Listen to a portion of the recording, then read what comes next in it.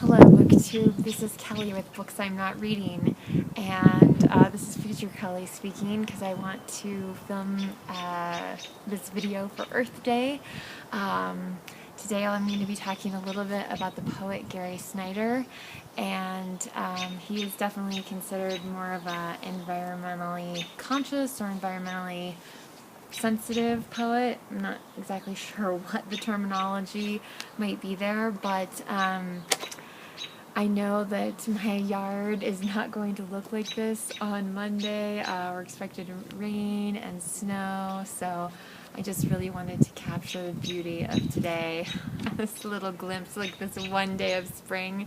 I walked around the yard, things are budding, and I'm actually going to try to shoot some footage at the end of this video of some flowers that I don't know if they will make it through the snow on Monday or not, but just to start off with a little bit about Gary Snyder. He was born in 1930, and when Brian from Bookish and I first started talking about him, Brian kept talking about him as a beat poet, which I wasn't aware, but yeah, he was part of the beat generation.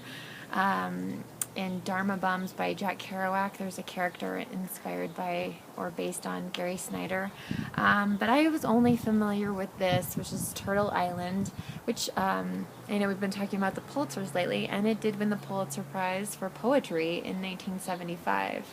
This is one of the very few books that Jason and I own 2 copies of. Jason found a copy of it at a used bookstore and happened to glance to the front and found that it was autographed, and I think the book was like 50 cents, so he snatched that up.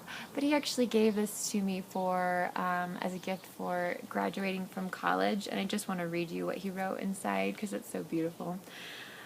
He wrote, "Remember something for me.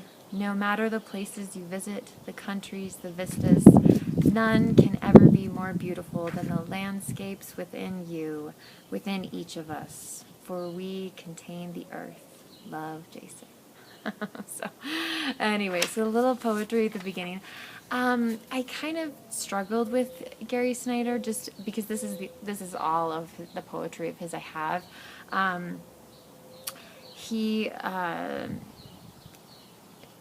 He was kind of, yeah, he was part of the beat generation, but just as like the beats were sort of taking off and really gaining a lot of attention, he went to Japan to study Buddhism and traveled throughout Asia and up into India, and he also spent a lot of time studying Native American cultures and kind of adapting like their view of the earth and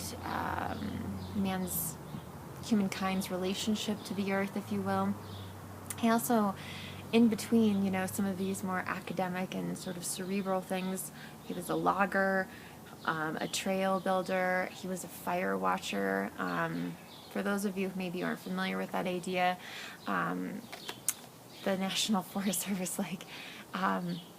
there's just places, really isolated places up in the mountains, and there's these huge tall towers, and people spend entire summers, entire fire seasons just being on the lookout for fire to try to let someone know and hopefully get it taken care of as quickly as possible, especially like if there's like a lightning storm or something like that. So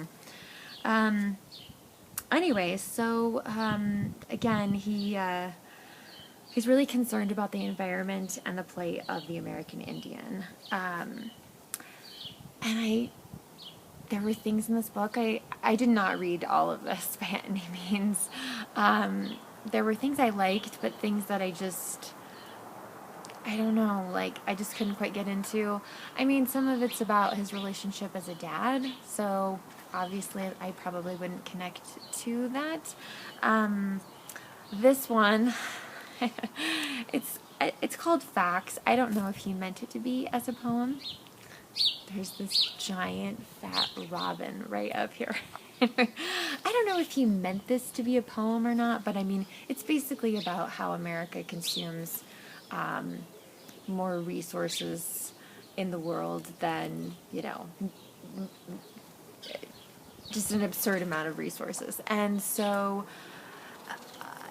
But he wrote this in 1974, so I'm sure, like, these statistics, these facts are different now. It's just not the kind of thing that really, again, sort of stands the ultimate test of time. But I did want to read just a short poem to you.